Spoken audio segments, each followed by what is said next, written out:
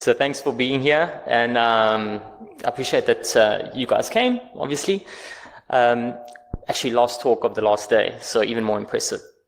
So thanks to Hack in the Box for having me. It's been 8 years since I've been here, so I'm really grateful to be back. And I'm going to get a small, rough idea of what you guys do, for example, day to day. This talk is basically for pen testers, and it's also for the other side, which is basically people who obtain penetration testing services from vendors. And basically what I'm going to be talking about is obtaining critical information from the RFQ process, which basically helps with enumeration, the enumeration techniques. So just a little bit more about who I am, and just a quick side note as well is that this is actually supposed to be a 50-minute talk, so I'm cramming it into a 30-minute talk. If you've got questions, I'm happy to answer them afterwards. Basically, I'm the founder and CEO of a company called Telspace Systems, and basically 20 years in, trying to keep some sort of work-life balance, which is really difficult because I really love what I do. This is something that I'm very passionate about. And specifically for this talk, I dealt with about 300 or 400 RFQs. But in my total lifespan in terms of pen testing, it's been about 4,000 RFQs. So it's been quite a few. And essentially I saw some gaps, and basically I wanted to present what those gaps were to the rest of the world. So essentially I'm going to be talking about all these buzzwords, because the buzzwords in the industry are really actually something that gets to me and it gets to a lot of people. We're hearing about apt and next gen and cyber and war this and zero access and kill chain and all that stuff. So you're going to hear a lot of that. I don't like those words, but you're going to hear a lot of them. And essentially people are falling for those buzzwords. And when I mean falling for the buzzwords, it's really easy to set up like a random company with very special buzzwords, and people basically get you on vendor lists and you can basically start selling services to companies. And essentially that's where we're going with this talk. But basically it's about the incorrect RFQ procedures. So at the end of the day, I'd like you guys to basically forget the buzzwords and kind of move on in terms of maturity when it comes down to the procurement process. For the pen testers, it's obviously something that we learn a lot more about through this process. So companies are really being broken into from very simple things at the moment. We're not at a stage where day-to-day, like 0 day, is breaking into the majority of firms. And if they are, then it's a very targeted attack. At the moment, it's stuff like password compliance policies, it's incorrect firewall rules, misconfiguration, out-of-date daemons, things like that. Not this crazy, insane 0 day, day-to-day. Essentially, we're doing the RFQ process wrong. And the reason why I'm saying that is because I've seen so many RFQ documents that give out a lot of information that is completely unnecessary. I'm going to give you a lot of examples of this, and it brings in multiple complications. We're basically inviting a bunch of attackers into our network. We're sharing a lot of confidential information with them that we shouldn't be sharing with them. And we don't really even have NDAs with them. I'm going to be showing you a lot of these different ones. A case in point really would be of our personal experiences. We had a tender briefing or RFQ or RFP, depending on which one you actually use, briefing about a month ago. And we had about 40 people basically arriving at this potential customer. Where I'm from Johannesburg in South Africa, we don't have 40 vendors. So who are these people that are attending these briefings that are basically getting information about your business? How do you vet that list? Essentially what we're doing is we're inviting the attackers into our network, we're inviting criminals into our network, and we're teaching them about our network topology, our external network, and our internal network. And essentially, it's really difficult to vet that list. It's really hard. And what we're seeing on our side is we're seeing that people are advertising these RFQs and tenders in newspapers and online and on tender bulletins and things like that. So we basically got two different scenarios. There's a lot more, but the one is we can really win a tender quite easily or win an RFQ by going in super cheap. And, after that, we can then steal data, cause havoc, do what we need to do as a real attacker and then disappear, which is a problem. Better yet, what we can do is find out all information about the security of a particular firm. And then when the real test from a legitimate competitor actually happens, we can, again, cause havoc and actually blame it on that vendor. So there's a lot of different scenarios. These are just two of them that I'm mentioning to you, but they're very, very bad scenarios, and it gets a lot worse. There's also something called resellers in our industry, which is it gets down to a level where the guys don't actually have the skills, so they're outsourced to third parties for penetration testing. And this causes massive issues and also unnecessary costs. One of the things is because cyber is really hot right now, and you can make a lot of money from it. So people that have got ties in companies basically get third parties to do this kind of testing for them, and then they put a markup upon a markup, and it's completely unnecessary.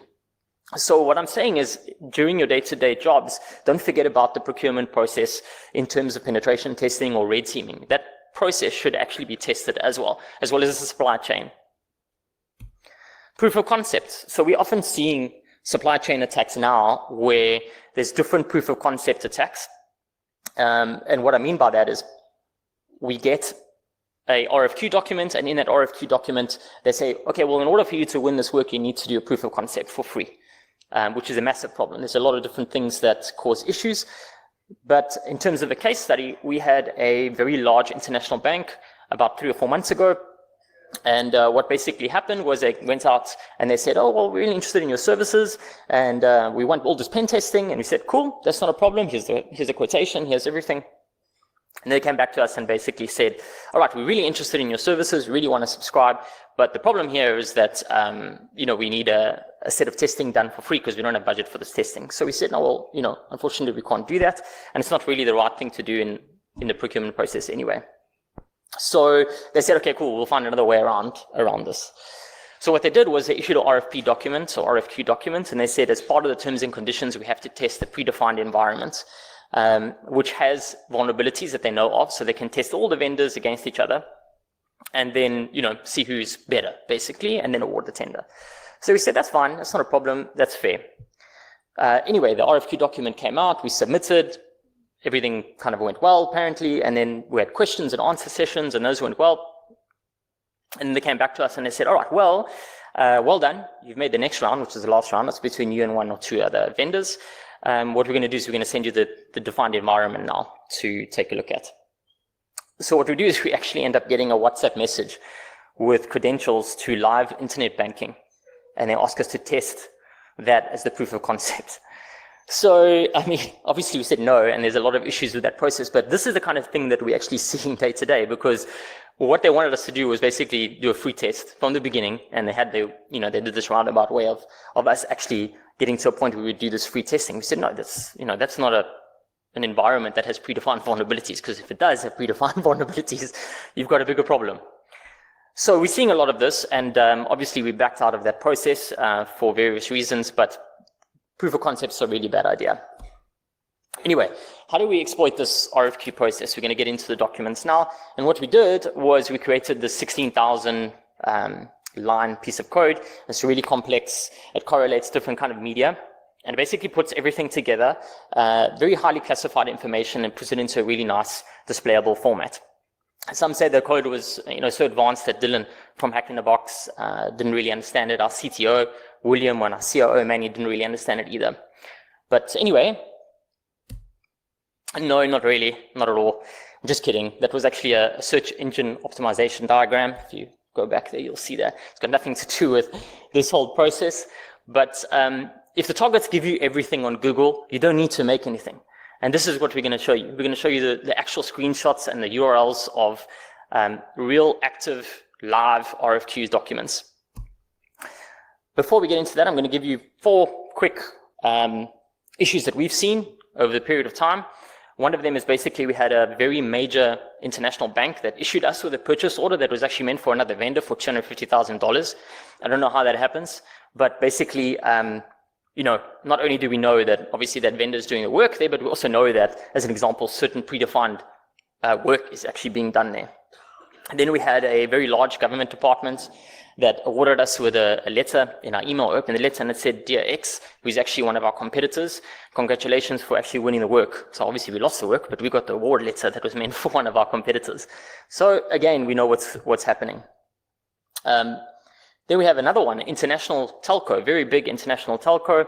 They sent us an Excel sheet with all of the vendors, with all the vendors' pricing, with all the vendors' service offerings. And this is stuff that's happening day to day. It's not like very isolated things that we're seeing over a period of time. So it's really serious.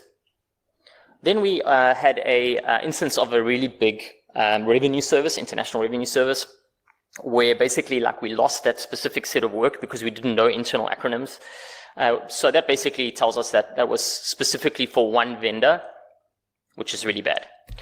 So getting into it, what can we get from enumeration? What can we get from this process? And basically we can get network diagrams, we can get internal incident response plans, we can get internal, external IP addresses, obviously domains, things like that. We can get firewall types, network topologies, we can get patch levels, operating system versions, and more. But basically I want to stress that none of these screenshots that I'm going to show you now from the internet, none of them are our customers, none of them we've signed an NDA with. This is stuff that you can search for online. So the first one I'm going to show you is basically straight from a document, and this is for a UK firm, and you can see that's for a public sector network. And basically we can see a breakdown of the internet-facing systems here. I just want to focus on BlackBerry Enterprise Server, the SafeCom application. There's firewalls, network devices, thin desktop clients. We can see the locations of these as well. Example here, we can basically see that there's many servers that they have and interfaces between Microsoft Exchange and different firewalls. But at the bottom of the screen, because there's a lot of text here for you to focus on, we can see that they're running Outlook 2003 and Outlook 2010. So that tells us a lot of different things as an attacker. Obviously, they're running out of their software, so there's probably no support for patching as well. They'd have to randomly find a way to patch something that's brand new in terms of vulnerabilities. But it starts giving us a really good example of what the internal network looks like. So in other words, what they're running that we could actually attack as a real attacker. But it also gives us an idea, as an example, in the next screenshot, of for example, domain controllers that they're running, the DHCP servers that they're running. And if you look on the screen now, you'll see at the top there, basically says that there's 8 domain controllers. They're running Windows 2008. We can see they're running Windows 2003, and basically different kind of ISO web applications, patch deployment, the actual locations of them as well. So in the UK, there's like 3 different locations for this specific tender, and we can see where the servers are actually physically located. So this information is really critical information. It shouldn't really be in these documents, and as an attacker, it really helps me kind of map out the internal network. Just going further into this, actually even tells you what's out of scope, which is quite nice for an attacker. So they say, like, please don't attack these things, because we don't actually want you to attack these. So there's 35 live servers on the extranet. There's about 16 firewalls. I'm going to kind of speed through this because obviously I'm condensing this presentation. But essentially, this document basically tells us that there's Runcorn, there's Sheffield and London and Darlington locations, and basically where the firewalls are, what the internal network looks like, and we can carry on obviously reading through this, but it's a lot of text to actually go through. But if you're obviously an attacker and you've got time, this stuff is a goldmine for you. Then we're looking at something called EduServe, which is quite interesting. It was in a few slides back. But what we can see is that it's actually got upload and download functionality. So it's a web application. And if you're an attacker and you're familiar with OWASP and all those, you're pretty much going to have an opportunity there to upload something. And there's different repositories with upload and download functionality. Then we're basically looking at a .gov. So on the top left, I put the URLs for you guys to access. And essentially what we can see on this one is even more information. We can see they've broken it down really nicely in terms of external, internal penetration testing, server configuration penetration testing. And we can see that from this screenshot, they're running 2012 R2 and 2016. They've got SharePoint, they've got MS SQL. So they're mapping things out really well for us once again. I'm not going to focus too much on this, but you get the idea. For example, there's web application assessments here and so forth. Again, this is Kirkland government as well. And we can see here, this is actually a Q&A document. So in terms of the tender process and RFQ process, what happens is you get the opportunity to ask questions as well. So you can say, if you, as an example, don't know something or you want more information, then they answer those. And this is really interesting because in this one, they actually tell you a lot of information they shouldn't be telling you. One is, as an example, is physical infrastructure actually in scope, such as sewerage, such as water, electric, stuff like that. In this case, it actually is. And then a really arbitrary question, when was the last penetration test actually completed? You can see it was 2011. And then obviously my favorite part of this is physical security. So if you look at the bottom, it actually says, what kind of physical security do you have in place? And they say, yes, we'd like it tested, but we don't have guard dogs or actual guards. Pretty random, but still very useful for me as an attacker to know. We also get more intricate details. So this is what we call a proposed network diagram. And obviously there is a normal network diagram. I didn't put all of them in here. Again, I left the URLs up for you guys to take a look at. And obviously Hack in the Box has already released the slides, so you can obviously just click them and see them for yourselves. But essentially, we see that there's a lot of information these guys are giving us about where the internet breakout points are, what specific firewalls they are, where the DMZ is. This kind of information is exactly what I want as either a penetration tester for enumeration or as a real attacker. This one is specifically for internet banking. It's even more useful for me for monetary gain. So we can see that it's an Infosys product for internet banking, and we can see that it's Oracle as well. So internet banking is running off Infosys. We know they're running an Oracle database. We have one public IP. We know a little bit more information about what we're attacking once again. And obviously this is in scope. So out of scope, often something that they put in these documents as well. This is quite possibly one of my favorites because it's actually web applications. So we're looking at payment portals, and on the other side, we're looking at something that was specifically designed for IT security professionals. So the top right, you'll see that the web portal has been developed for providing technology-enhanced learning for IT security professionals and so forth. The nice thing about this is it gives you a pre-prod URL, so you can actually look at the application, you know, in a pre-prod environment. But they also give you information like what CMS they're actually running, what versions of MySQL or MS SQL, depending on what they're running. But for example, on the one on the right, you can actually see they're running Moodle. So we can already prepare our attacks from before, which is amazing. And then this is the last one of that RFQ. There were actually 3 applications, but as per the last slide, we can obviously see it's JSP and HTML. There is a CMS, and it provides upload functionality. So we can already prepare our attacks. We can look through the pre-prod URL. So this stuff is really, really nice for me as an attacker. Then we're going into a different section, complete comparison to this. This is actually award section. So when things get awarded, often they go out and they say, okay, cool, as part of a transparency effort, we're basically going to tell you who's been awarded a set of work. So this is just something from South Africa. These are all over the world. It isn't something that is unique to our country. This is for transparency reasons. It's basically to show the public and to show everybody else that, okay, a specific vendor won in a legitimate way. But these also provide very bad information to attackers. So this screen that I'm showing you and the URL that's there is basically telling us who tendered for a specific set of work. And it actually tells us, you know, how much they actually tendered for as well. So in this case, we can see Deloitte actually won this. It was a financial services company. So as an attacker, we've got, you know, 2 entrance points here. The first one is you can say, hey, I'm phoning from Deloitte. We won the penetration test. Can you give us information about your network, please? Because obviously we need to start the penetration test. And again, this isn't unique to my country. It's all over the world, even more so for things like military spending, transparency. Another way, another spin on this is basically we can actually say, okay, cool, we won the tender process. We're going to pull out. We're going to basically get another vendor to win. And if we know, you know, who's competed, for example, if we look at the previous information I gave you about when you go to those tender briefings, we can basically, you know, from that list of tenderers, we can basically again blame that vendor when we do something very malicious. So there's a lot of different entrance points here, but another thing I'm going to go back to is the reseller agreements. So a little bit earlier, I told you about resellers.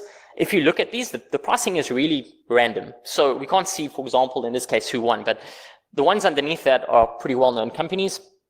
And we can see that, you know, pretty much it's about 2.2 million rand, which is about $200,000 roughly. And I want to show you like a discrepancy in pricing as an example for the resellers that I showed you before. So in the next screenshot, which is this one, you can see that at the bottom, there's a company for 32 million. So we're talking about 15 times a really good pen testing firm's pricing. So there's a problem there. You know, there's a really big issue. And this isn't something that we're seeing once in a while. We're seeing this almost with every tender, like a lot of random companies applying for work, and just really beefing up the pricing because there's so many parties that are actually involved before the actual work gets done, which is ridiculous. So you can start seeing everything is kind of piecing together now. But anyway, back to procurement documents. Again, like we basically have another example of a local firm. This one is basically asking if we get a high-level network diagram, and they're saying not required because it's all from a center location. We can see that they're running Splunk in this one. We can see that there's around 10 firewall changes per month, roughly. And pretty much we can see the operating system breakdown at the bottom. So various operating systems from 2003 to 2012. We have some Linux boxes, some AIX. But essentially what I'm trying to say is your enumeration is pretty much done, you know, from an attacker's perspective here. Again, we're going to the questions and answers. So This one is also one of my favorite screenshots because, and I actually took the answer out of this, is it says at the bottom, question 7 is, what is the expected SLA time, in terms of intrusion detection? So how long will it take once you've broken in until they catch you? And this stuff is, I actually can't make this up because it's actually almost difficult to think that someone actually put this together and said like it will be useful for a potential pen testing firm without an NDA to know this stuff. But anyway, it goes on to even more detail. It tells you when their firewall rules have licenses until which firewalls they have. For example, Cisco ASA firewalls and so forth. But this one is pretty severe. This is actually a Reserve Bank tender that actually went out. This details Swift environments and Swift transfers. So this one is really serious. And it tells you about the real-time gross settlement systems, which is basically called SAMOS. And it gives us a very good idea of everything and how it actually looks internally. So this screenshot is the internal architecture and external architecture of how Swift actually works.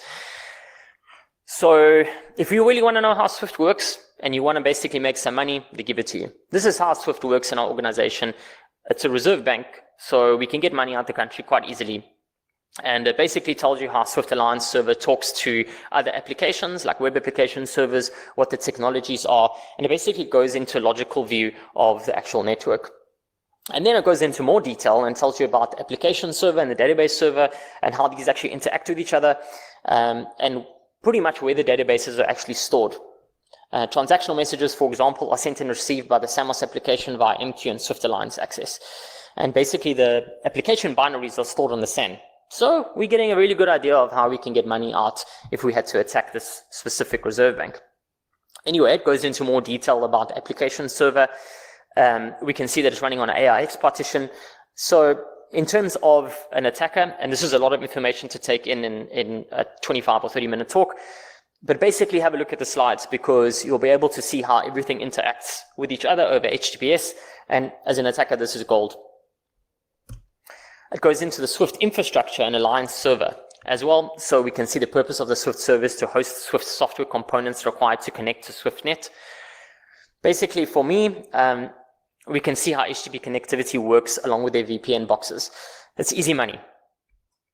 It tells you about user authentication authorization. It goes into a level where it's implemented using two-factor USB hard tokens or PKI.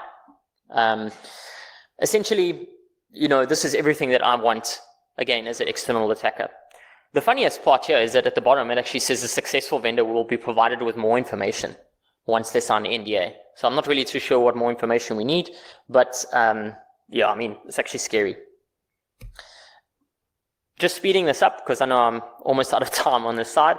This isn't just for penetration testing.